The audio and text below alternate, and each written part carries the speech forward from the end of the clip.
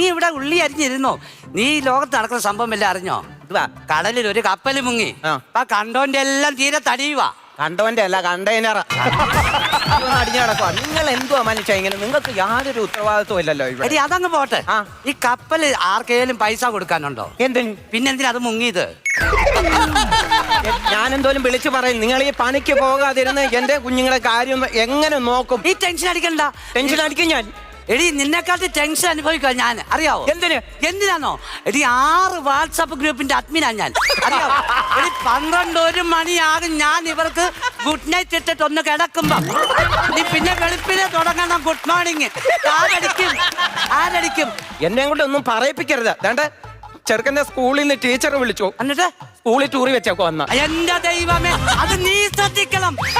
നിന്റെ ഉത്തരവാദിത്തം. രാവിലെ അവൻ എഴുന്നേറ്റാൽ അവനെ കക്കൂച്ചി കൊണ്ട് കാര്യങ്ങൾ ചെയ്ത് വിടേണ്ടത് നീയാ.